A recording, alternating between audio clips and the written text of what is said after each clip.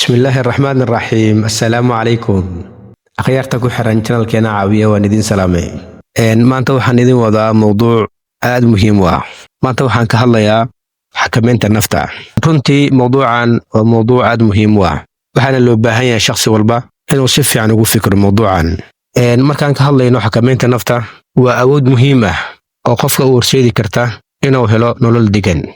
waa farsamo laga maarmaan ah si loo maareeyo dareenka iyo dabeecadaha shakhsiga xakamaynta nafta shakhsiga waxay ka caawinaysaa inuu gaaro go'aano sax ah iyo inuu helo isku dheelitirnaan noloshiisa kana fogaado ficilada degdega ah oo uu keeni kara cawaaqib xumo tusaale waxaad haysataa 2 saac oo firaaqo ah waxaad kala doorataa 2 doorasho midood kow labadaas inaad ku bixiso akhrinta buugaagta qaadasho koorsooyin cusub iyo barasho xirfadooyin 2 inaad fadhiisato goobaha lagu shaaxiyo goobaha fadhigodirka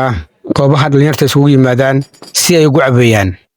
labadan doorasho waxaad ku ogaanaysaa nafsadaada inaad adiga hormuud u tahay iyo in iyada ay hormuud ku tahay marka haddaan fiirino waa maxay xakamaynta nafta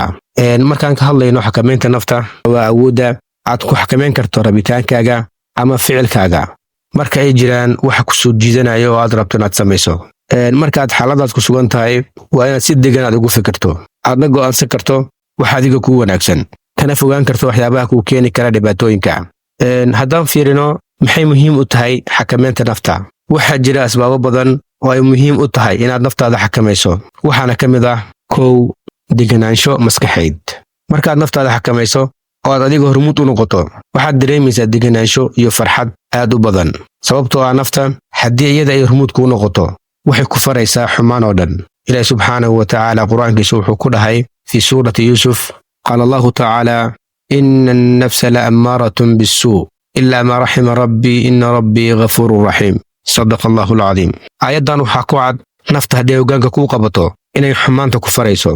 marka naftaada ha ka yeelin inay iyada hoggaanka kuu qabato ee adiga hoggaanka u qabo adiga hormuud u noqo adiga tus waxa iyada u wanaagsan kana reeb wax iyada aan u wanaagsanayn haddii aad rabto inaad nolol wanaagsan oo farxad badan aad ku noolaato 2 iska ilaali khaladaadka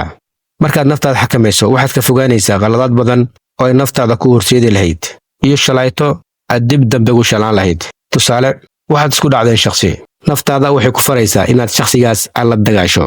oo aad dhibaato u geysato iyadoo aan wax dan ah ka lahayn dhibaatooyinka kaaga imaan kara shakhsigaas ku dhacdeen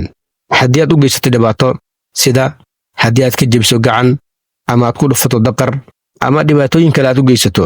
markaad dhibka geysatay kadib ayaad gadaal ka shalayn doontaa adigoo dhahaya war ma ahayn inaan sidaan aan sameeyo markaas maxaa ku soo noqonayo oo waxba waxaa jirta 3 shay oo dhalinyarta ku hoggaamisa inay qaataan ama ay sameeyaan ficilada qaldan kow waa aqoon yari shakhsiga haddoosan lahayn aqoon ku filan wuxuu u nugul yahay mar walba inuu sameeyo khaladaad badan inuu dadka dhibaato badan u geysto iyo inuu sameeyo ficilo aad u xun 2 shakhsiga ku jirta ana ama aniga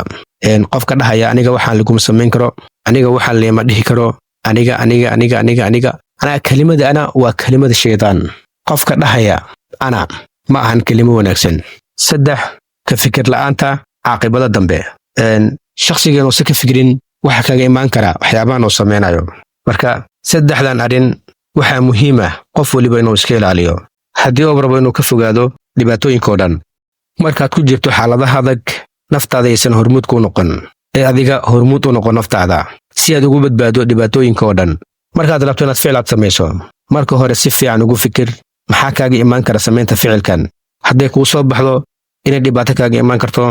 ka fogow ficilkaas oo ha samaynin haddii aad u aragto inuu wanaag kaaga imaan karo sameey ficilkaas